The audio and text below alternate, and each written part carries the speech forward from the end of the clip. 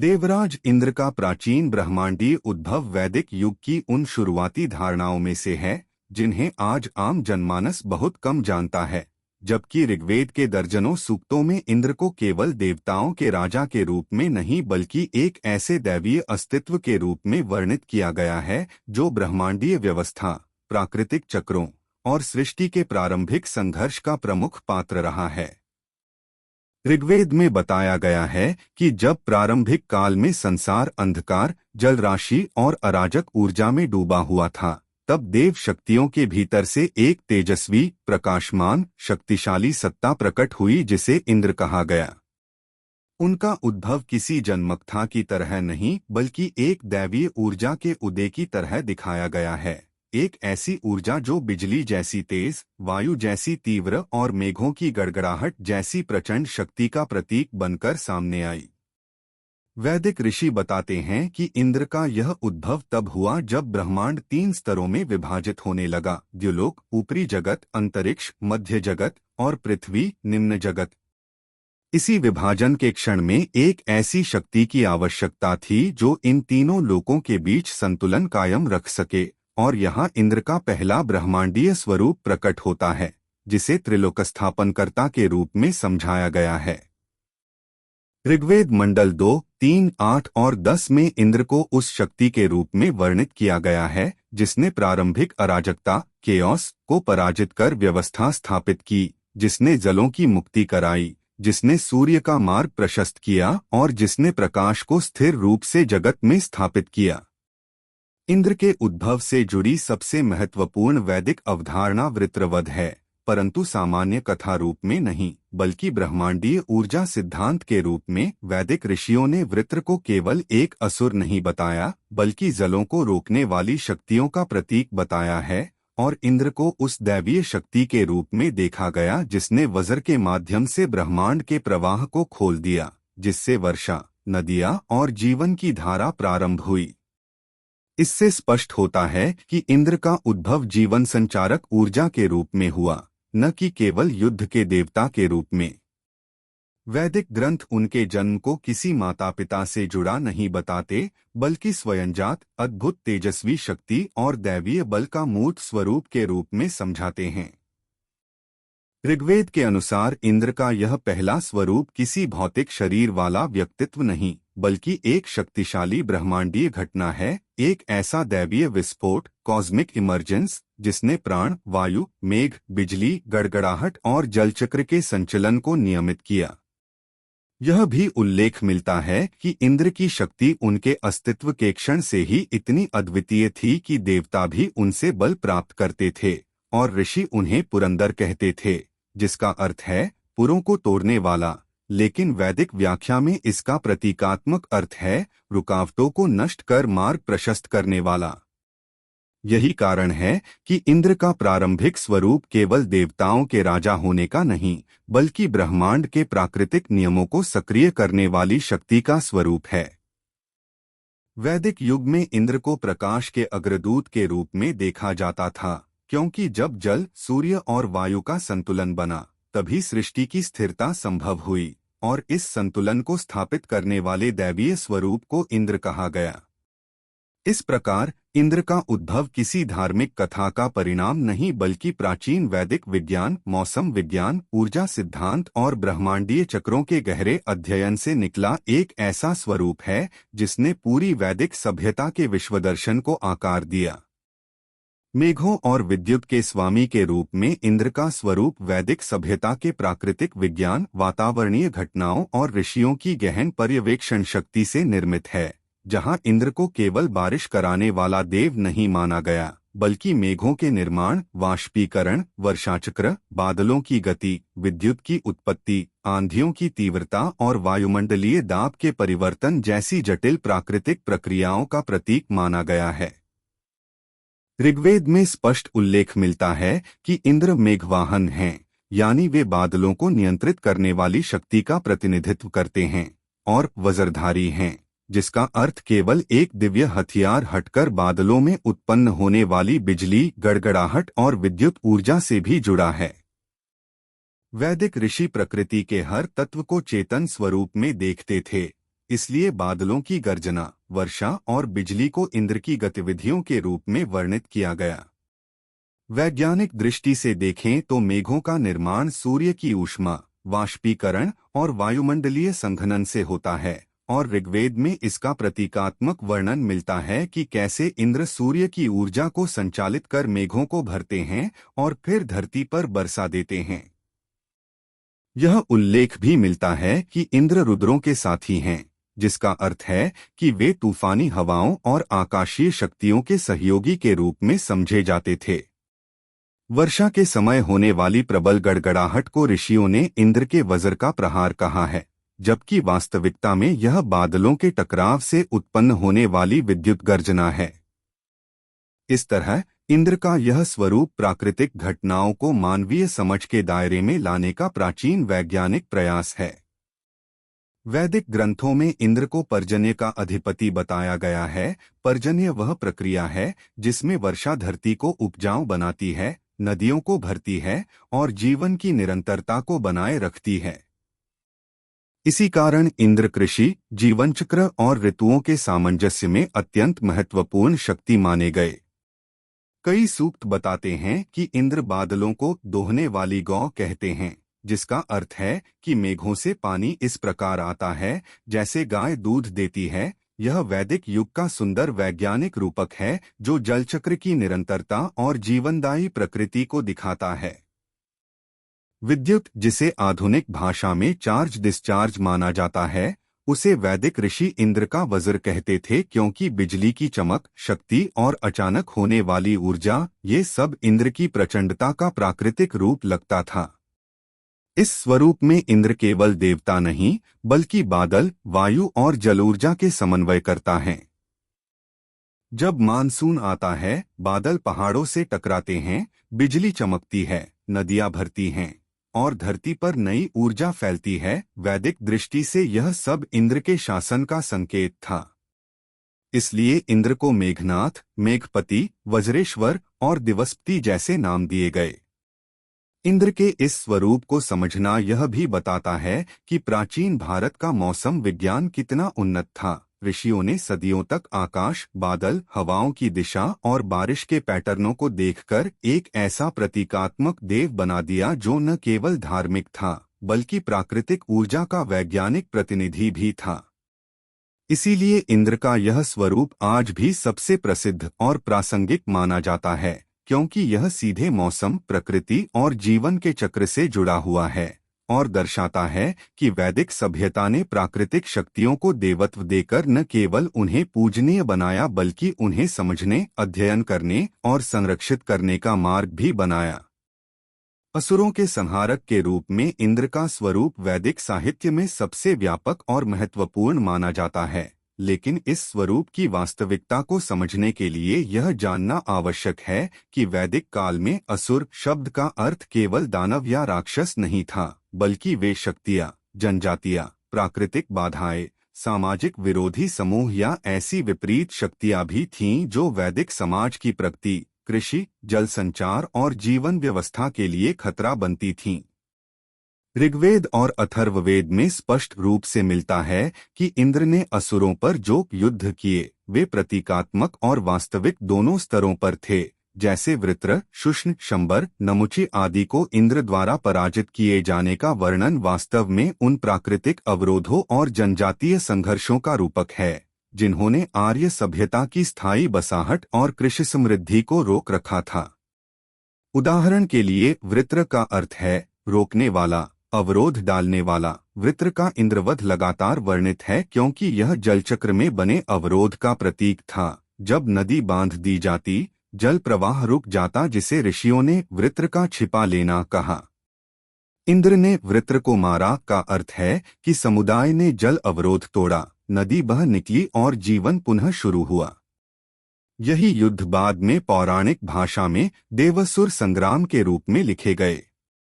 शंबर नामक असुर का वर्णन पहाड़ी किलों में छिपने वाले दुश्मनों के रूप में मिलता है। वैदिक भाषा में शंबर के 99 गढ़ों को इंद्र ने नष्ट किया का अर्थ है कि इंद्र पूजक समुदाय ने 99 दुर्गों वाले शत्रु कबीले को हराया।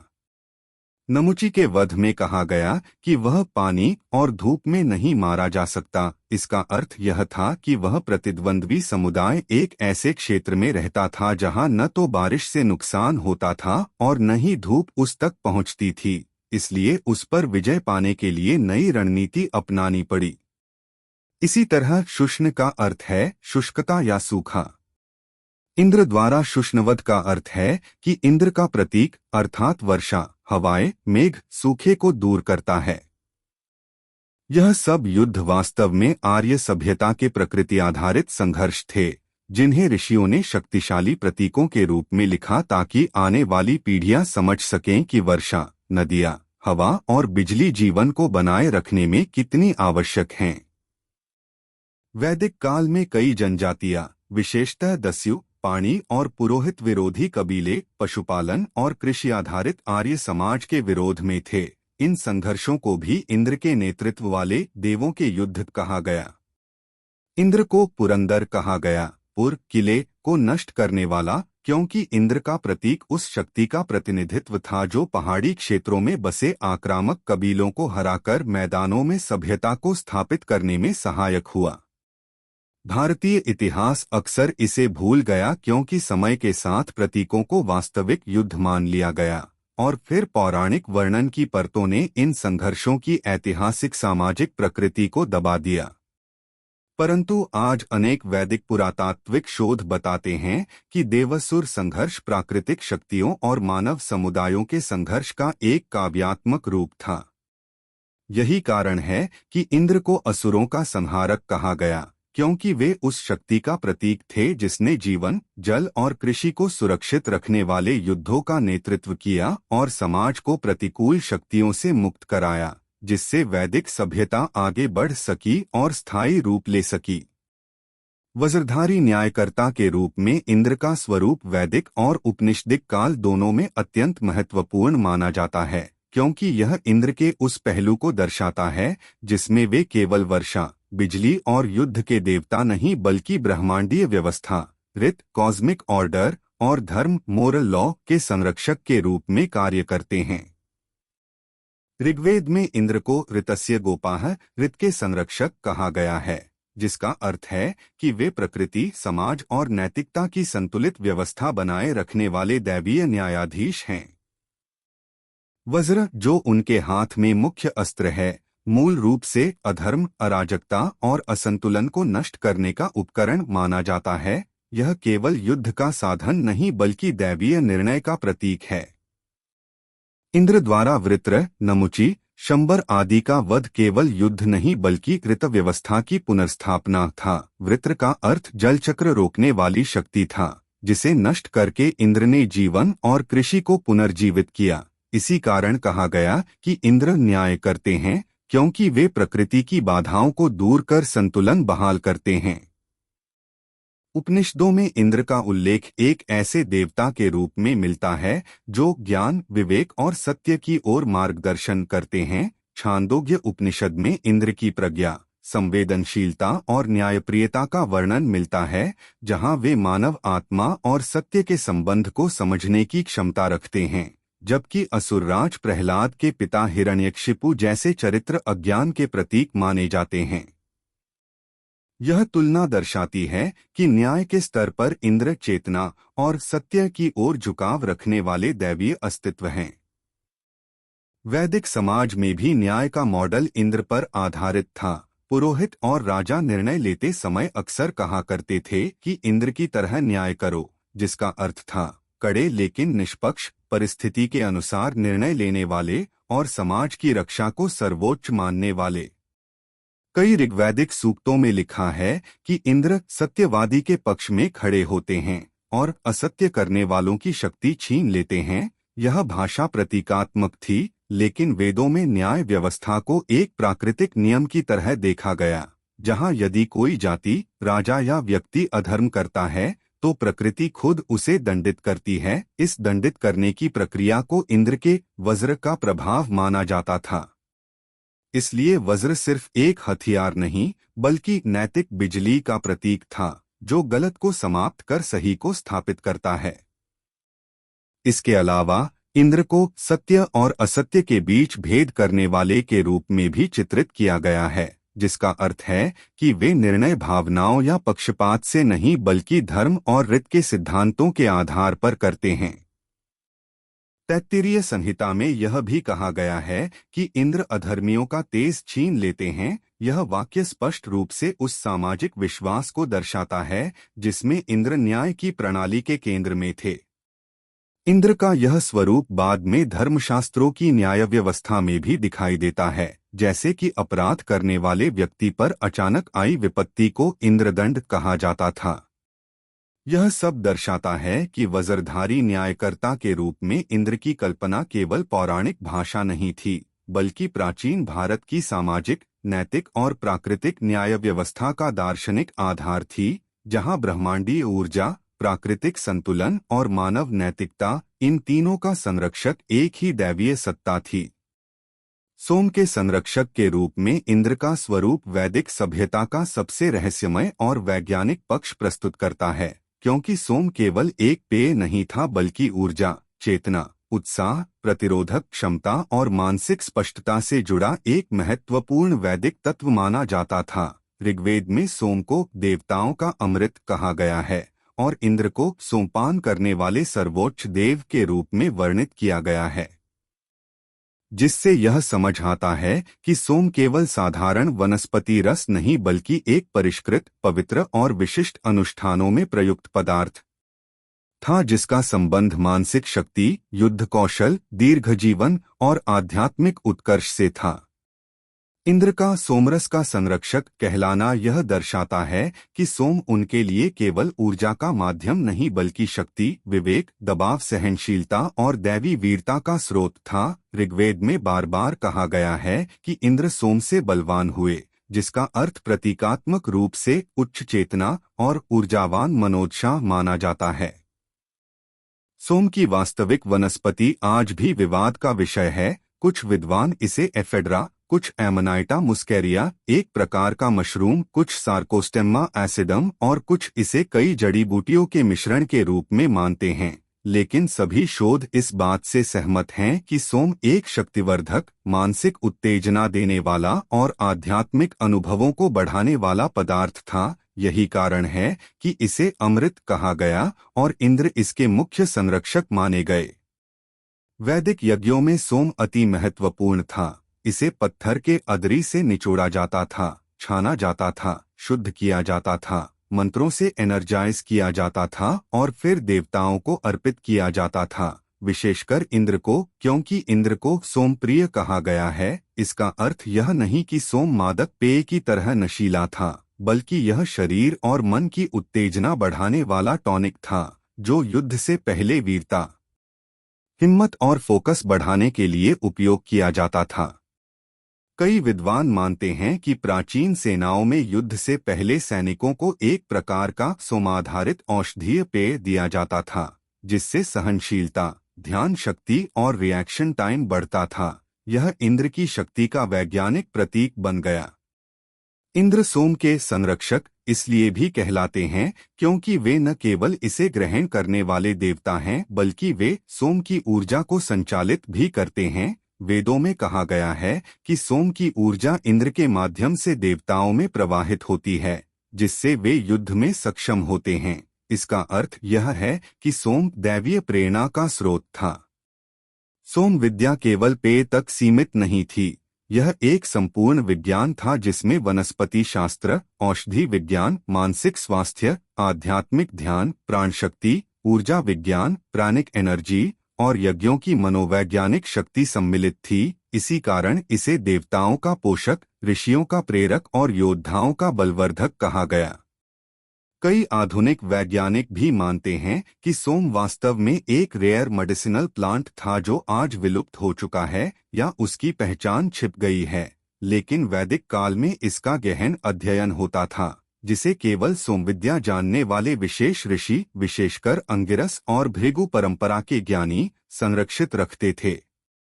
इंद्र का सोम संरक्षक स्वरूप हमें यह समझाता है कि वैदिक सभ्यता में ऊर्जा विज्ञान और मनोवैज्ञानिक शक्ति पर कितना गहरा शोध था। सोम के सेवन को मानसिक क्लैरिटी, उच्च अलर्टनेस, दिव्य दृष्टि, इंट्यूइशन और आध्यात्मिक आनंद से जोड़ा गया, जो दर्शाता है कि सोम का वास्तविक अर्थ उच्च चेतना की अवस्था प्राप्त करना था।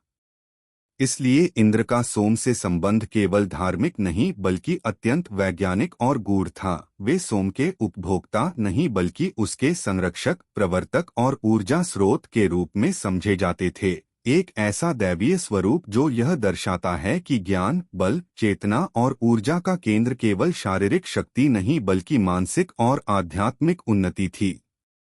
यज्ञों के प्रथम अधिकारी के रूप में इंद्र का स्वरूप वैदिक सभ्यता के सबसे वैज्ञानिक, सूक्ष्म और ऊर्जा आधारित पक्ष को उजागर करता है, क्योंकि वैदिक यज्ञ केवल धार्मिक अनुष्ठान नहीं थे बल्कि ऊर्जा परिवर्तन, एनर्जी ट्रांसफॉर्मेशन, मानसिक शक्ति जागरण, पर्यावरण संतुलन, सामाजिक समृद्धि और ब्रह्मांडीय शक्तियों के साथ मानव चेतना के सामंजस्य का एक व्यापक विज्ञान थे।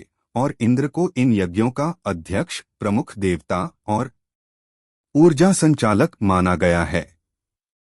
ऋग्वेद में इंद्र लगभग 250 बार से अधिक यज्ञ पुरोहित, यज्ञ स्वामी और यज्ञ में आहूत होने वाले प्रथम देव के रूप में वर्णित हैं। इसका अर्थ यह था कि यज्ञों में उत्पन्न होने वाली सूक्ष्म ऊर्जा, सटल कॉस्मिक एनर्जी का संचालन इंद्र द्वारा किया जाता था। जब यज्ञ में मंत्र, अग्नि, घी, सोम, वनस्पतियां और हवि का संयोजन होता था तो उससे एक ऊर्जा तरंग, वाइब्रेशनल फील्ड उत्पन्न होती थी, जिसे वैदिक दर्शन में यज्ञाग्नि की दिशा कहा गया है और इसे इंद्र ही नियंत्रित करते थे। यज्ञ में अग्नि को ब्रह्मा का मुख, वायु को वाहक और इंद्र को ऊर्जा ग्रहण और वितरण का अधिकारी माना गया, अर्थात यज्ञ से उत्पन्न शक्ति इंद्र के माध्यम से देवताओं और प्रकृति में संतुलन रूप में प्रवाहित होती थी, जिससे वर्षा, ऋतु चक्र, फसल उत्पादन, वायु शुद्धि और प्राकृतिक सामंजस्य प्रभावित होता था। यह बिल्कुल आधुनिक एनवायरनमेंटल साइंस जैसा मॉडल है, जिसमें ऊर्जा स्रोत, ऊर्जा माध्यम और ऊर्जा उपभोग तीनों का संतुलन आवश्यक होता है। ऋग्वेद यह भी बताता है कि जब यज्ञ में इंद्र को आह्वान किया जाता है तो वे वज्र यानी विद्युत ऊर्जा के रूप में सक्रिय होते हैं। यह संकेत करता है कि यज्ञ का प्रभाव वायुमंडलीय विद्युत संतुलन, ओजोन निर्माण, ऊष्मादाब और नमी चक्रों पर भी पड़ता था। इसलिए प्राचीन ऋषि यज्ञ को वर्षा के सर्वोत्तम साधन कहते थे। वैज्ञानिक दृष्टि से भी यह सत्य है कि यज्ञ में उत्पन्न धुआं आयनाइजेशन करता है, हवा के कणों को रिएक्ट कराता है और क्लाउड कंडेंसेशन को बढ़ाता है। इसी कारण इंद्र, जो मेघों और वर्षा के स्वामी हैं, को यज्ञ से सीधा जोड़ा गया। वैदिक ऊर्जा विज्ञान, वैदिक एनर्जी साइंस में यज्ञ को मानव चेतना व ब्रह्मांड के बीच की कड़ी कहा गया। मंत्रों की ध्वनि तरंगे, साउंड फ्रीक्वेंसीज, मस्तिष्क, तंत्रिका तंत्र और पर्यावरण दोनों को प्रभावित करती हैं। ऋषियों का मानना था कि जब मंत्रों का उच्चारण शुद्धता से किया जाता है तो उनके माध्यम से उत्पन्न कंपन, वाइब्रेशन इंद्र को सक्रिय करते हैं, यानी ऊर्जा के सूक्ष्म क्षेत्रों में परिवर्तन होता है। इंद्र की उपाधि यज्ञप्रिय या यज्ञकर्ता इसी बात की पुष्टि करती है कि वे हजारों वर्षों तक वैदिक काल की ऊर्जा प्रणाली के मुख्य देवता रहे, जो प्रकृति के दैवीय चक्रों को नियंत्रित करते थे। एक और महत्वपूर्ण तथ्य यह है कि यज्ञों के माध्यम से समाज में मनोवैज्ञानिक एकता, अनुशासन, ज्ञान संरक्षण, औषधीय धुएं के कारण स्वास्थ्य लाभ और पर्यावरण शुद्धि होती थी। इसका आध्यात्मिक संरक्षण भी इंद्र के अधीन था, जिन्हें सूर्य, मेघ, वायु और अग्नि के बीच संतुलन का देवता माना जाता है। इससे यह स्पष्ट होता है कि इंद्र का यह स्वरूप केवल धार्मिक नहीं बल्कि अत्यंत वैज्ञानिक था, एक एनर्जी एडमिनिस्ट्रेटर जो प्राकृतिक संसाधनों, वायुमंडलीय प्रक्रियाओं और मानव समाज के मानसिक ऊर्जा संतुलन को नियंत्रित करता था। यज्ञ के दौरान घी, जौ, तिल, वनस्पतियों और सोम का उपयोग केवल प्रतीक नहीं था, बल्कि इनके धुएं और सुगंध में एंटीबैक्टीरियल, एंटीफंगल, एंटीवायरल गुण थे, जिन्हें आधुनिक विज्ञान आज प्रमाणित कर चुका है। यही कारण है कि इंद्र को इन प्रक्रियाओं का संरक्षक माना गया, क्योंकि वे प्रकृति की सूक्ष्म ऊर्जाओं के स्वामी हैं। इसलिए इंद्र का यज्ञों के प्रथम अधिकारी होना केवल धार्मिक सम्मान नहीं बल्कि एक वैज्ञानिक दर्जा था, जिसमें वे ऊर्जा विज्ञान के संरक्षक, प्राकृतिक चक्रों के नियंत्रक, वर्षा और बिजली के वाहक और मानव चेतना के उन्नायक के रूप में वैदिक सभ्यता के केंद्र में स्थापित थे। वैदिक ग्रंथों, उपनिषदों और पुराणों में इंद्र को सिर्फ देवताओं के राजा के रूप में नहीं बल्कि ऋषियों, मुनियों और तपस्वियों के संरक्षक के रूप में भी वर्णित किया गया है, और यह स्वरूप उनके सबसे कम चर्चित लेकिन सबसे महत्वपूर्ण रूपों में से एक माना जाता है, क्योंकि प्राचीन भारत का पूरा आध्यात्मिक ढांचा तप, ब्रह्मचर्य और यज्ञ ऊर्जा पर आधारित था, जिसे असुर शक्तियां बार बार बाधित करती थीं। ऐसे में इंद्र का ऋषियों के संरक्षण हेतु सक्रिय होना एक अनिवार्य कर्तव्य था। ऋग्वेद के कई सूक्तों में यह स्पष्ट उल्लेख मिलता है कि इंद्र ने अंगिरस, वशिष्ठ, कश्यप, गौतम, भारद्वाज जैसे महान ऋषियों के तप और शोध कार्य की रक्षा की, विशेषकर तब जब असुर शक्तियां ऋषियों के आश्रमों, उनके यज्ञों या उनके ज्ञान विज्ञान जैसे अस्त्र शस्त्र विद्या, औषधि विज्ञान, सामवेदिक मंत्र आदि को नष्ट करने का प्रयास करती थीं। उदाहरण के लिए अंगिरसों की रक्षा का वर्णन सबसे प्राचीन वैदिक कथाओं में आता है, जहां पाताल और अंधकार की शक्तियों ने सूर्यरूपी ज्ञान को छिपा दिया था और इंद्र ने न केवल असुरों को परास्त किया बल्कि ऋषियों को प्रकाश यानी ज्ञान पुनः उपलब्ध कराया। उपनिषदों और पुराणों में कई बार यह बताया गया है कि इंद्र तपस्वियों के आध्यात्मिक और वैज्ञानिक अनुसंधान की रक्षा करता था, क्योंकि उस समय तप केवल आध्यात्मिक साधना ही नहीं बल्कि उच्च ज्ञान सृजन, एनर्जी साइंसेस, हीलिंग साइंस, मंत्रा एक्यूस्टिक्स की प्रयोगशाला भी था। इसीलिए इंद्र को तपों के संरक्षक कहा गया।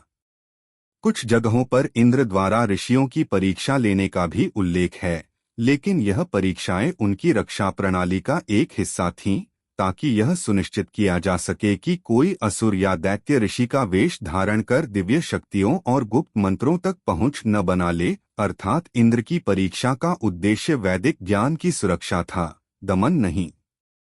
कई प्रसिद्ध घटनाओं में इंद्र ने सीधे हस्तक्षेप करके ऋषियों के यज्ञ बचाए, जैसे वशिष्ठ के आश्रम पर विश्वामित्र के क्रोध से उत्पन्न संकट, कश्यप ऋषि के यज्ञ को बचाना, दधीचि ऋषि के तप की रक्षा करना और गौतम ऋषि के तपोबल पर अचानक आए संकटों को टालना। इन घटनाओं में इंद्र केवल एक देवता के रूप में नहीं बल्कि वैदिक ज्ञान परंपरा के गार्डियन ऑफ एनलाइटनमेंट सेंटर्स की भूमिका में दिखते हैं। इंद्र द्वारा ऋषियों को दिए गए वरदान भी अत्यंत महत्वपूर्ण रहे, जैसे तप की रक्षा के लिए दिव्य अस्त्र शक्ति प्रदान करना, यज्ञ शक्ति बढ़ाने वाले मंत्र देना, प्राकृतिक आपदाओं से सुरक्षा देना और कुछ ऋषियों को अपने तप के अनुसार विशेष दिव्य सामर्थ्य प्रदान करना। उदाहरण के लिए दधीचि ऋषि को अपनी तप शक्ति इतनी बढ़ाने का वरदान दिया गया कि अंततः उनका अस्थिबल ही वज्र का आधार बना। यह स्वरूप हमें दिखाता है कि इंद्र ऋषियों के विरोधी नहीं थे, बल्कि वैदिक परंपरा के वास्तविक सिक्योरिटी चीफ थे, जिनका मुख्य कार्य यह सुनिश्चित करना था कि पृथ्वी पर ज्ञान के केंद्र, आश्रम, तपोवन, यज्ञस्थल असुर शक्तियों के हस्तक्षेप से सुरक्षित रहें। इस दृष्टिकोण से स्पष्ट होता है कि इंद्र का यह स्वरूप किसी धार्मिक कल्पना का हिस्सा नहीं बल्कि वैदिक समाज का एक तथ्यात्मक सुरक्षा तंत्र था, जो ज्ञान और तप की रक्षा के लिए सक्रिय रूप से काम करता था। वैदिक और पुराणिक साहित्य में स्वर्गलोक के शासक के रूप में इंद्र का वर्णन केवल देवताओं के राजा के रूप में नहीं बल्कि एक अत्यंत जटिल और संगठित दिव्य प्रशासन के प्रमुख के रूप में किया गया है, जिसे देवराज्य कहा जाता है और जो नियम, व्यवस्था, कूटनीति, सैन्य प्रणाली, ऊर्जा प्रबंधन और प्राकृतिक संतुलन जैसे कई महत्वपूर्ण विभागों में विभाजित था। इन वैदिक विभागों का उल्लेख ऋग्वेद, अथर्ववेद, तैत्तिरीय संहिता, महाभारत और विष्णु पुराण जैसे ग्रंथों में मिलता है। स्वर्गलोक का प्रशासन आधुनिक शासन व्यवस्था की तरह कई इकाइयों में चलता था, जैसे देव परिषद, डिवाइन असेंबली, ऋतु प्रबंधन विभाग, कॉस्मिक वेदर कंट्रोल, नैतिक न्याय विभाग, कार्मिक रेगुलेशन, असुर रक्षा बल, असुर डिफेंस फोर्स, धर्म संरक्षण सभा और यज्ञ ऊर्जा विभाग। इन सभी का शीर्ष प्रमुख इंद्र थे, जबकि विभिन्न देवता वरुण, अग्नि, मरुत, सूर्य, सोम, रुद्र, अश्विन आदि विभागों के मंत्री या उच्च अधिकारी की भूमिका निभाते थे। इंद्र का प्रशासन केवल अलौकिक शक्तियों पर आधारित नहीं था, बल्कि एक अत्यंत व्यवस्थित वैदिक शासन प्रणाली पर आधारित था, जहां धर्म और रीत यूनिवर्सल ऑर्डर सर्वोच्च कानून थे, और इंद्र का मुख्य कर्तव्य इस ऋत व्यवस्था को अक्षुण्ण रखना था। यही कारण है कि उन्हें ऋतस्य गोपा, सृष्टि व्यवस्था के रक्षक कहा गया है।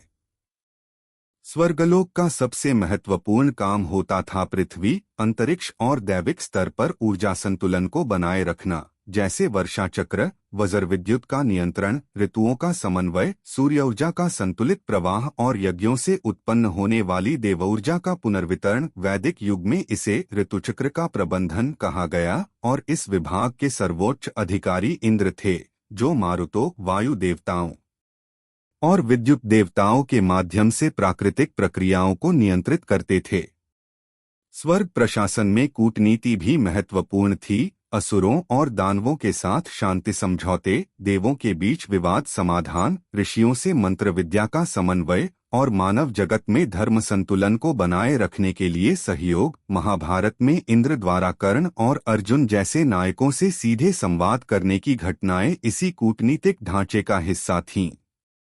स्वर्ग की सेना, देवसेना, इंद्र के आदेश पर काम करती थी, जिसके प्रमुख कालांतर में कार्तिकेय बने, लेकिन रणनीतिक नेतृत्व हमेशा इंद्र के हाथों में ही था। इस सेना का उद्देश्य केवल युद्ध करना नहीं था, बल्कि ब्रह्मांडीय संतुलन को बिगाड़ने वाले किसी भी असुर हस्तक्षेप को रोकना था।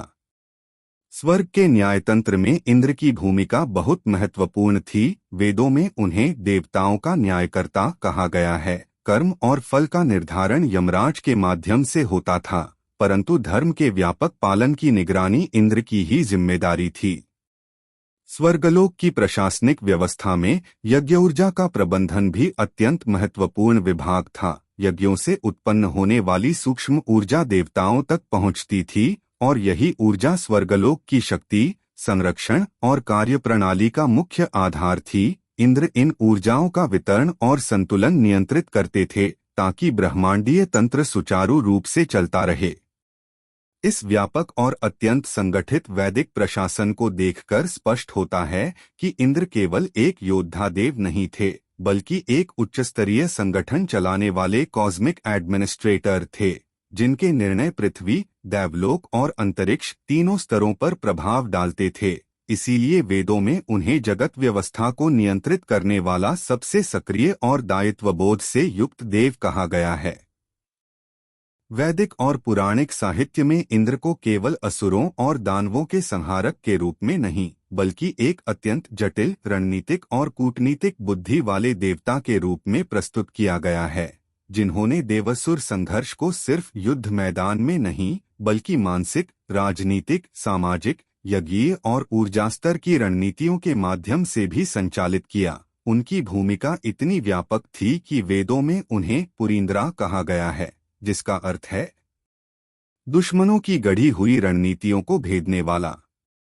दानवों और असुरों का संघर्ष केवल शक्तियों की लड़ाई नहीं था, बल्कि यह दो विचारधाराओं का संघर्ष था। देव पक्षरित धर्म, यज्ञीय ऊर्जा और प्राकृतिक संतुलन पर आधारित था, जबकि असुर पक्ष कई ग्रंथों में अत्यधिक तकनीक केंद्रित, नियंत्रणवादी तथा प्राकृतिक शक्तियों को अपने पक्ष में मोड़ने वाली प्रवृत्ति के रूप में वर्णित है। ऐसे में इंद्र को रणनीतियों का ऐसा जाल बनाना पड़ता था, जिसमें असुरों को हराने के लिए केवल वज्र या सेना पर्याप्त नहीं होती थी। उदाहरण के लिए, वृत्र का युद्ध एक साधारण युद्ध नहीं था, यह जलऊर्जा के नियंत्रण का युद्ध था, जहां वृत्र ने जल को रोककर पृथ्वी को सूखे की स्थिति में डाल दिया था। इस स्थिति में इंद्र ने न सिर्फ मारुतों के साथ मिलकर मौसम और वायु प्रवाहों को नियंत्रित किया, बल्कि ऋषियों से प्राप्त मंत्र ऊर्जा, यज्ञों से मिलने वाली शक्ति और रणनीतिक समयचन का उपयोग करके वृत्र की ऊर्जा कवच को पहले तोड़ा और फिर वज्र से उसका अंत किया। यह एक उच्चस्तर की ऊर्जा युद्ध रणनीति थी। एक और उदाहरण में नमुची और शुंभनिशुंभ जैसे दानवों के साथ इंद्र का संघर्ष मात्र बल का संघर्ष नहीं था। कई बार इंद्र ने कूटनीति से युद्ध टाला, जैसे नमुची के साथ संधि में उसने सूर्य किरणों और रात्रिछाया के बीच की अलौकिक सीमा का उपयोग करके विजय प्राप्त की। यह वैदिक रणनीति दर्शाती है कि इंद्र केवल योद्धा नहीं बल्कि एक अद्भुत रणनीतिकार थे। दानवों की गुफा किलों पाताल लोका स्ट्रैटेजिक बेसिस में सेंध लगाने के लिए इंद्र का तंत्र भी अत्यधिक संगठित था। मरुतों, अप्सराओं, गंधर्वों, यक्षों, वायुदेवताओं और कभी-कभी अग्निदेव की सहायता से इंद्र मल्टीलेयर्ड इंटेलिजेंस नेटवर्क चलाते थे, जिसे वैदिक भाषा में दिव्यदूत व्यवस्था कहा गया है। इनके माध्यम से इंद्र को दानवों के हथियार भंडार, मंत्र शक्ति, ऊर्जा केंद्रों और अगली रणनीतियों की जानकारी मिलती थी, जिससे वे युद्ध की दिशा को अपने पक्ष में मोड़ सकते थे। कई बार इंद्र युद्ध से पहले दानवों की शक्ति का स्रोत काटते थे, जैसे यज्ञीय ऊर्जा को भ्रष्ट करने की उनकी योजना को ऋषियों के साथ मिलकर निष्फल करना, या असुरों को मंत्र विद्या देने वाले किसी मायावी गुरु को रोकना। पुराणों में शंबर, बलि, महाबली और जालंधर जैसे असुरों के साथ हुए संघर्षों में इंद्र ने कई बार सीधे युद्ध को टालकर उनकी आंतरिक राजनीति, परस्पर ईर्ष्याओं और शक्ति संघर्षों का लाभ उठाया। यानी युद्ध केवल शस्त्रों से नहीं बल्कि राजनीतिक मनोविज्ञान से भी जीता गया। यही कारण है कि इंद्र की छवि एक वॉर स्ट्रैटेजिस्ट एंड डिप्लोमैट की है, न कि केवल एक वज्रधारी योद्धा की। वेदों में इंद्र की कूटनीति का सबसे बड़ा उदाहरण यह है कि उन्होंने कई बार दानवों के वे ऊर्जा केंद्र नष्ट किए जो मानव या पृथ्वी के लिए खतरा बन सकते थे। इसका उद्देश्य था ब्रह्मांडीय संतुलन, न कि व्यक्तिगत विजय। उनकी रणनीति का अंतिम लक्ष्य हमेशा एक ही था, सृष्टि व्यवस्था को चलाना, ऋतु को सुरक्षित रखना और मानवलोक को प्राकृतिक संतुलन में बनाए रखना। इसीलिए इंद्र को सृष्टि संतुलन के संरक्षक और दानवों के कूटनीतिक प्रतिरोधक कहा जाता है, जिनकी हर लड़ाई एक बड़े ब्रह्मांडीय उद्देश्य के लिए लड़ी गई थी। वैदिक साहित्य में इंद्र को वायु, जल, वर्षा, मेघ, बिजली, मौसम और प्राकृतिक चक्रों के व्यापक नियंत्रक के रूप में वर्णित किया गया है, और जब इन कथनों को आधुनिक वैज्ञानिक दृष्टि से देखा जाता है तो समझ आता है कि इंद्र केवल एक दैवीय देवता नहीं बल्कि प्रकृति के जटिल तंत्रों का एक प्रतीकात्मक प्रतिनिधित्व है, विशेष रूप से atmospheric forces, hydrological cycles, electrical activity in clouds, seasonal monsoons और क्लाइमेट रेगुलेशन मैकेनिज्म्स। ऋग्वेद में इंद्र के बारे में कहा गया है कि वे मेघों को फाड़कर वर्षा लाते हैं, बिजली चमकाते हैं और वायु को दिशा देते हैं। आज के वैज्ञानिक शब्दों में इसे cyclogenesis, cloud dynamics, thunderstorm formation, jet streams और मॉनसून सर्कुलेशन पैटर्न्स के रूप में समझा जाता है, जो पृथ्वी के जलचक्र और जलवायु को नियंत्रित करते हैं। ऋग्वेद 1.32 में इंद्र द्वारा वृत्र का वध और नदियों को मुक्त करना वास्तव में एक गहरी वैज्ञानिक व्याख्या है। यह उस समय के उन प्राकृतिक घटनाओं का वर्णन है जब मानसून लंबे समय तक रुक जाता था और अचानक वायुदाब, तापमान और आर्द्रता के बदलने से मेघ फटते थे, नदियां भरती थीं और जल का प्रवाह बढ़ता था। यह आज के blocked monsoon patterns, atmospheric pressure buildup और सडन मॉनसून बर्स्ट्स जैसा है। वैदिक ग्रंथों में इंद्र का वज्र बिजली का प्रतीक है। प्राचीन ऋषियों ने माना था कि बिजली मेघों के भीतर और उनके बीच होने वाले टकरावों से उत्पन्न ऊर्जा है, जो बिल्कुल आधुनिक इलेक्ट्रोस्टैटिक डिस्चार्ज और क्लाउड टू ग्राउंड लाइटनिंग की वैज्ञानिक प्रक्रिया से मेल खाती है। इंद्र को मेघवाहक भी कहा गया है, जिसका अर्थ है वह शक्ति जो बादलों को गति देती है। आज हम जानते हैं कि बादलों की यह गति वास्तव में wind currents, atmospheric pressure gradients और थर्मल कॉन्वेक्शन से होती है, और यही वायुतंत्र प्राचीन वैदिक भाषा में इंद्र के अधीन बताया गया है। इंद्र का जलचक्र पर नियंत्रण भी वैज्ञानिक रूप से गहराई से जुड़ा है। वेदों में यह वर्णित है कि इंद्र जल को पृथ्वी पर गिराते हैं, समुद्रों से उठाते हैं और फिर से समुद्र की ओर लौटाते हैं। यह आज के इवैपोरेशन, कॉन्डेंसेशन, प्रेसिपिटेशन और रन ऑफ साइकिल के ही चरण हैं। इंद्र का वायु पर नियंत्रण वास्तव में atmospheric oxygen balance, pressure belts और वाइंड सर्कुलेशन की ओर संकेत करता है। कई वैदिक मंत्रों में इंद्र को प्राणों का वाहक भी कहा गया है। यह सीधे तौर पर एयर एज लाइफ फोर्स की वैज्ञानिक अवधारणा से मेल खाता है। जब प्राचीन ऋषि मौसम, वर्षा और बिजली के बदलते पैटर्न को समझने की कोशिश करते थे, तो उन्होंने इन प्राकृतिक शक्तियों को एक संगठित इकाई के रूप में देखा और उस सामूहिक शक्ति को इंद्र नाम दिया। इसलिए वैज्ञानिक दृष्टि से इंद्र कोई एक व्यक्ति नहीं बल्कि एंटायर एटमॉस्फेरिक सिस्टम यानी वह संपूर्ण तंत्र है जो पृथ्वी पर जीवन के लिए आवश्यक जल, वायु, मौसम और ऊर्जा के संतुलन को नियंत्रित करता है। इसीलिए इंद्र को देवताओं के राजा कहा गया है, क्योंकि प्रकृति में जल और वायु से बड़ी कोई शक्ति नहीं और इन दोनों को नियंत्रित करने वाली प्राकृतिक शक्तियों का सर्वोच्च रूप इंद्र ही है। वैदिक युग में उनके चरित्र को इतनी उच्चतम ऊर्जा सत्ता के रूप में इसलिए माना गया क्योंकि जीवन का अस्तित्व वर्षा, हवा, बिजली और ऋतुचक्रों पर निर्भर है। आधुनिक विज्ञान भी यही कहता है कि पृथ्वी का पूरा इकोसिस्टम एटमॉस्फेरिक डायनामिक्स के बिना असंभव है। इस प्रकार इंद्र का स्वरूप विज्ञान, प्रकृति और ब्रह्मांडीय ऊर्जा संतुलन का एक अद्भुत समन्वय है, जिसे हमारे पूर्वजों ने देवता के रूप में प्रस्तुत किया, लेकिन उसका सार आज भी उतना ही वैज्ञानिक रूप से सत्य है। वैदिक और उत्तर वैदिक साहित्य में इंद्र का पृथ्वी की सभ्यताओं से संबंध केवल धार्मिक कथा नहीं बल्कि एक गहरा सांस्कृतिक, राजनीतिक और दार्शनिक तंत्र था, जिसके माध्यम से प्राचीन भारतीय राज्यों ने प्राकृतिक शक्तियों को समझने, शासन को व्यवस्थित करने, युद्धनीति विकसित करने और सामाजिक व्यवस्था को स्थिर रखने का प्रयास किया। जब हम इन ग्रंथों को वैज्ञानिक और ऐतिहासिक दृष्टि से पढ़ते हैं तो स्पष्ट होता है कि इंद्र का संवाद वास्तव में उन परिस्थितियों का प्रतीक है जहां प्राचीन समाज प्रकृति, शासन और मानव जीवन के बीच संबंध बनाता था। इंद्र को पुरंदर कहा गया, पुरों यानी नगरों राज्यों को तोड़ने वाला, लेकिन इसका गहरा अर्थ यह है कि वे उन शक्तियों के प्रतीक थे जो राज्यों को चुनौती देती थीं, जैसे लंबी सूखाकाल की स्थिति जिसके कारण राज्य कमजोर होते थे, भारी वर्षा और बाढ़ जो नगरों को नष्ट कर देती थी, बिजली और तूफान जो कृषि और अर्थव्यवस्था को प्रभावित करते थे, या जनजातीय संघर्ष जिसके कारण छोटी छोटी बस्तियां उजड़ जाती थीं। इन सभी प्राकृतिक और सामाजिक पुरभंजक परिस्थितियों को वैदिक ऋषियों ने इंद्र के प्रकोप के रूप में देखा। दूसरी ओर इंद्र को राजसूय यज्ञ के संरक्षक के रूप में भी वर्णित किया गया है, जिसका मतलब है कि उस काल के राजा अपनी सत्ता को वैध और मजबूत करने के लिए इंद्र का आह्वान करते थे।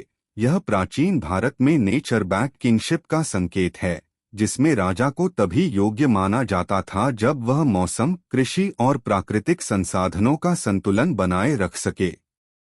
इससे यह भी स्पष्ट होता है कि इंद्र का पृथ्वी की सभ्यताओं से संबंध सिर्फ धार्मिक नहीं बल्कि environmental governance, socio political stability और इकोलॉजिकल बैलेंस का संकेत था।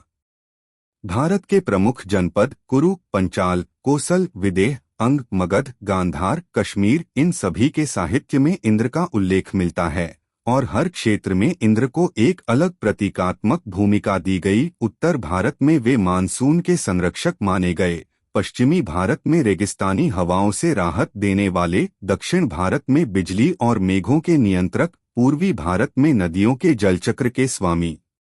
इससे पता चलता है कि प्राचीन सभ्यताओं ने अपनी अपनी भौगोलिक परिस्थितियों के आधार पर इंद्र के स्वरूप को परिभाषित किया। महाभारत में राजा ययाति, नहुष, शकुनी, अर्जुन, कुरु वंश के विभिन्न राजाओं और इंद्र के संवाद का उल्लेख मिलता है। इन संवादों को वास्तविक इतिहास की भाषा में कहें तो इसका अर्थ है कि उस समय के शासक मौसम, कृषि, युद्ध और सत्ता के संतुलन को समझने के लिए प्रकृति आधारित संकेतों को महत्वपूर्ण मानते थे। उदाहरण के लिए, अर्जुन का इंद्रलोक गमन वास्तव में एक आध्यात्मिक यात्रा नहीं बल्कि एक सांस्कृतिक मान्यता है, जिसमें योद्धा को अपनी क्षमता, तप और युद्धनीति को आकाशीय शक्तियों के अनुरूप विकसित करना पड़ता था। यह प्राचीन ट्रेनिंग साइकोलॉजी का संकेत है, जहां वॉरियर माइंडसेट को नेचुरल फोर्सेस के साथ जोड़कर समझाया जाता था। राजसूय, अश्वमेध और वाजपेय यज्ञ जैसे अनुष्ठानों में इंद्र का उल्लेख बार बार मिलता है, जिससे मालूम होता है कि राजा को नेचर्स ऑर्डर के अनुरूप शासन चलाना चाहिए। पुराणों में यह भी वर्णित है कि इंद्र ने कई राज्यों को वरदान दिए, जैसे वर्षा की स्थिरता, बिजली की कमी, नदी प्रवाह का संतुलन। ये सब प्रतीकात्मक भाषा है, जिसके पीछे एग्रीकल्चरल मेटेओरोलॉजी छिपा हुआ है, जो बताता है कि राज्यों का अस्तित्व पूरी तरह से वर्षा और प्रकृति पर निर्भर था। इसलिए इंद्र का पृथ्वी की सभ्यताओं से संबंध केवल एक देवता और मनुष्यों का संवाद नहीं, बल्कि वह गहरा समझौता है जो मनुष्य और प्रकृति के बीच हजारों वर्षों से चला आ रहा है। एक ऐसा संवाद जिसमें इंद्र यानी एटमॉस्फेरिक फोर्सेस हर राज्य के शासन, युद्ध, जीवन, अर्थव्यवस्था और समाज को प्रभावित करती थीं। इसीलिए वैदिक युग के लोग मानते थे कि जो राजा इंद्र के अनुकूल हो गया, वह अपने राज्य को स्थिर, संपन्न और शक्तिशाली बना सकता है, और यही इंद्र और पृथ्वी की सभ्यताओं का असली, वैज्ञानिक और ऐतिहासिक संबंध है। ऋग्वेद में इंद्रधनुष को केवल एक सुंदर प्राकृतिक दृश्य के रूप में नहीं, बल्कि एक गहन वैज्ञानिक, मौसम वैज्ञानिक और प्रतीकात्मक घटना के रूप में देखा गया है, जहां इंद्र की धनुष या इंद्रधनुष उस ऊर्जा चक्र का संकेत है जिसके माध्यम से आकाश में जल, प्रकाश और वायुमंडलीय शक्तियां संतुलन बनाती हैं। वैदिक ऋषियों ने इंद्रधनुष को इंद्र यानी वर्षा, बिजली और वायुमंडल के स्वामी का दैवीय धनुष कहा, क्योंकि उनके अनुसार यह वह सीमा रेखा थी जहां बादलों का जलवाष्प, सूर्य का प्रकाश और हवा की नमी मिलकर एक प्राकृतिक चक्र का निर्माण करते थे, जो पृथ्वी पर जीवन को बनाए रखने के लिए अत्यंत आवश्यक था।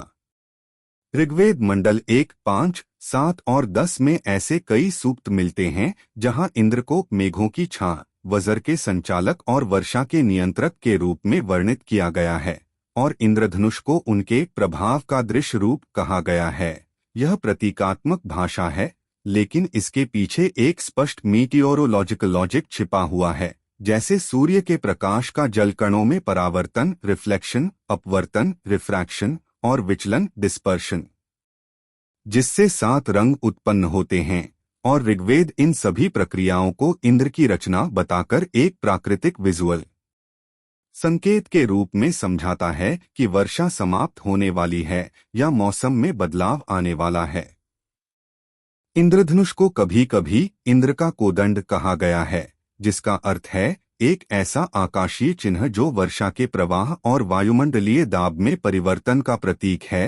प्राचीन भारत में किसान, व्यापारी और यात्रियों के लिए यह संकेत अत्यंत महत्वपूर्ण था, क्योंकि इंद्रधनुष को देखकर वे मौसम का अनुमान लगाते थे। अगर इंद्रधनुष पूर्व दिशा में दिखाई दे तो समझा जाता था कि सूर्य निकल चुका है और वर्षा धीरे धीरे छंट जाएगी, जबकि पश्चिम दिशा में धनुष दिखना आगामी बारिश का संकेत माना जाता था। ऋग्वेद 1.32 में इंद्र को वृत्रवधकर्ता बताया गया है। वृत्र यानी वह बादल जो वर्षा को रोकता है, और इंद्रधनुष उस क्षण का प्रतीक माना गया जब बादल टूटते हैं और जल मुक्त होता है। यह पूरी तरह साइंटिफिक वाटर साइकिल की व्याख्या है, जिसे प्राचीन लोगों ने देवत्व के रूप में प्रस्तुत किया, लेकिन इसकी वास्तविकता मौसम विज्ञान के सिद्धांतों पर आधारित है। इंद्रधनुष के 7 रंगों को वैदिक ऋषियों ने सप्त धातु, सप्त लोक, सप्त ऋषि और सप्त अग्नि जैसे वैदिक तत्वों से जोड़ा, जो दर्शाता है कि वे रंगों की विविधता को ब्रह्मांडीय ऊर्जा के 7 स्तरों का प्रतीक मानते थे। हालांकि आज हम जानते हैं कि यह सूर्य के प्रकाश का स्पेक्ट्रम है, पर वैदिक व्याख्या में इसे ब्रह्मांडीय समन्वय का संकेत माना गया। ऋग्वेद में कहीं भी इंद्रधनुष को चमत्कार नहीं कहा गया, बल्कि उसे रीता, प्राकृतिक नियम का दृश्य प्रमाण माना गया, जो यह साबित करता है कि प्राचीन भारतीय ऋषि मौसम विज्ञान, प्रकाश विज्ञान और जल चक्र को समझने में अत्यंत उन्नत थे। इस प्रकार इंद्रधनुष का वैदिक अर्थ केवल एक देवता का धनुष नहीं बल्कि पृथ्वी और आकाश के बीच वह वैज्ञानिक संवाद है जिसे वैदिक सभ्यता ने अपनी भाषा में इंद्र के रूप में अभिव्यक्त किया। यही ऋग्वेद आधारित इंद्रधनुष का वास्तविक, तथ्यपूर्ण और वैज्ञानिक अर्थ है। प्राचीन वैदिक और पुराणिक ग्रंथों में इंद्र के अवतारी स्वरूपों का उल्लेख एक अत्यंत रोचक और गूढ़ विषय है, जहां देवताओं द्वारा मानुष रूप धारण करने के पीछे के कारण, परिस्थितियां और उद्देश्य स्पष्ट रूप से प्रकट होते हैं और यह दिखाते हैं कि इंद्र केवल स्वर्गलोक के शासक नहीं थे बल्कि पृथ्वी की नीतियों, धर्म व्यवस्था और सामाजिक संतुलन के संरक्षक भी थे। ऋग्वेद से लेकर महाभारत, ब्राह्मण ग्रंथों और विभिन्न उपपुराणों तक कई प्रामाणिक उल्लेख मिलते हैं कि इंद्र ने कई बार मानव रूप धारण किया, लेकिन इसे अवतार नहीं कहा गया। इसे मनुष्य रूप में प्रकट होना या धर्मरक्षा हेतु देहधारण कहा गया है। उदाहरण के तौर पर वैशंपायन और शौनक सहित अनेक आचार्यों ने स्पष्ट लिखा कि इंद्र ने तपस्वियों की परीक्षा लेने, यज्ञों की शुद्धता की रक्षा करने, अत्याचारियों को गुप्त रूप से दंडित करने या दानवों द्वारा रची गई मायाओं को भेदने के लिए अस्थायी मानुष देह धारण की थी। एक प्रसिद्ध उदाहरण है कि जब गौतम ऋषि के आश्रम में अहल्या पर छाए संकट का कारण समझने और एक बड़े दैवी षड्यंत्र को रोकने हेतु इंद्र ने मानव के समान रूप धारण किया। एक अन्य उल्लेख के अनुसार इंद्र ने कई बार तपस्वियों के व्रतों की परीक्षा ली, जिससे यह पता चले कि आसुरी शक्तियां किसी नकली तपस्या के माध्यम से शक्ति प्राप्त तो नहीं कर रही हैं, क्योंकि प्राचीन ग्रंथों में कई वर्णन हैं जहां असुर ऋषियों के वेश में तप करके ब्रह्मशक्ति प्राप्त करने का प्रयास करते थे। ऐसे में इंद्र का मानव रूप धारण करना एक दैवी सुरक्षा तंत्र की तरह था, जिसमें वह स्वयं जाकर उस तप का निरीक्षण करते थे, उसके उद्देश्यों को समझते थे और यदि कोई छल या हिंसा का भाव मिलता था तो वह दैवी शक्ति से उस साधना को रोक देते थे। कई विद्वान मानते हैं कि इंद्र द्वारा मनुष्य रूप धारण करने का एक कारण यह भी था कि पृथ्वी पर धर्म और राजनीति के बीच संतुलन बना रहे, क्योंकि कई बार राजाओं द्वारा किए गए निर्णय स्वर्गीय नियमों से टकराते थे। ऐसे में इंद्र गुप्त रूप में दूत या सलाहकार बनकर मानव समाज में प्रवेश करते थे, वार्तालाप करते थे और किसी बड़े विनाश से पहले उन्हें चेतावनी देते थे। महाभारत में भी इंद्र द्वारा मानव रूप धारण कर अर्जुन के तप को एक नई दिशा देना, उन्हें ज्ञान देना और असुरों से होने वाले भविष्य के युद्ध के लिए तैयार करना एक ऐतिहासिक घटना मानी जाती है। अनेक शोधकर्ताओं का मानना है कि इंद्र द्वारा भूलोक में मानव रूप धारण करना केवल धार्मिक कथा नहीं बल्कि एक प्रतीक था कि प्राकृतिक शक्तियां और दैवी शक्तियां मानव सभ्यता के साथ सीधे संवाद करती थीं और यह संवाद किसी दैवी नियम के तहत होता था। कुछ विद्वान इसे मौसम, ऊर्जा और प्राकृतिक आपदा सूचना के दैवी व्यक्तिकरण के रूप में भी देखते हैं, जिसका अर्थ यह है कि जब भी कोई बड़ा परिवर्तन होने वाला होता था, वैदिक समाज उसे देवताओं का अवतरण मानता था। इस प्रकार इंद्र के अवतारी स्वरूप यह दर्शाते हैं कि देवताओं और मानव समाज के बीच संबंध केवल भक्ति तक सीमित नहीं थे, बल्कि एक जीवित और सक्रिय संपर्क था, जो उस युग के शासन, विज्ञान, आध्यात्मिकता और सामाजिक व्यवस्था को प्रभावित करता था। वैदिक साहित्य, पुराणों और ज्योतिषाधारित भविष्यवाणियों में भविष्य के इंद्र या कलियुग में इंद्र के स्थान को लेकर अनेक प्रामाणिक संकेत मिलते हैं, जो यह दर्शाते हैं कि इंद्र का पद स्थायी नहीं है, बल्कि यह एक दैवी पदवी है जिसे समयचक्र, कर्म और दैवी गुणों के आधार पर विभिन्न युगों में अलग अलग देवता ग्रहण करते हैं।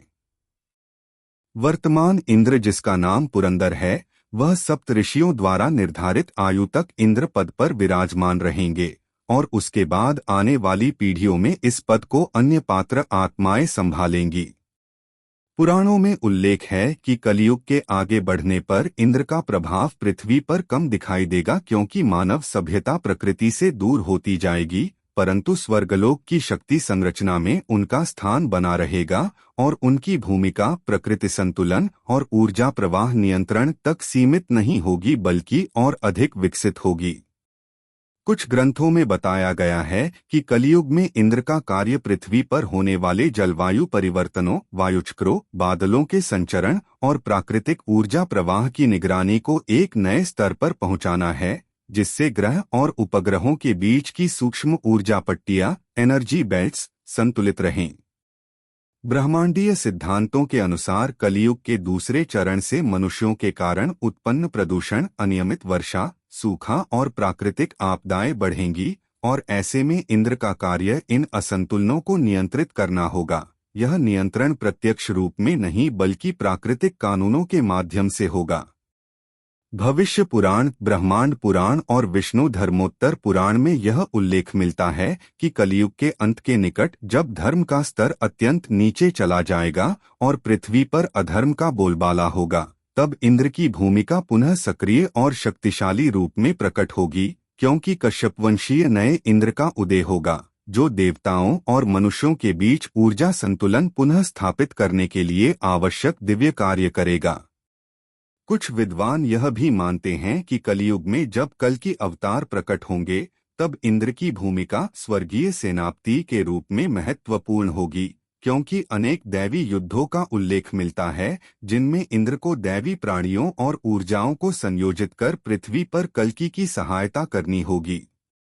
वैज्ञानिक दृष्टि से देखें तो इंद्र का भविष्य स्वरूप उस प्राकृतिक सत्ता का प्रतीक है जो वायुमंडल, मेघ, बिजली, प्लाज्मा ऊर्जा और ग्रहों के बीच होने वाली विद्युत परस्पर क्रियाओं को संतुलित रखती है। अर्थात कलियुग में इंद्र का प्रभाव भले ही मनुष्यों को दिखाई न दे, परंतु प्रकृति के नियमों में उनका स्थान पहले की तरह ही स्थायी रहेगा। इस प्रकार कलियुग में इंद्र का भविष्य स्वरूप यह संकेत देता है कि वे केवल पौराणिक देवता नहीं, बल्कि ब्रह्मांडीय व्यवस्था में कार्यरत एक शाश्वत ऊर्जा शक्ति हैं, जिनका कार्य युगों के बदलने पर भी समाप्त नहीं होता, बल्कि नए स्वरूपों में आगे बढ़ता है।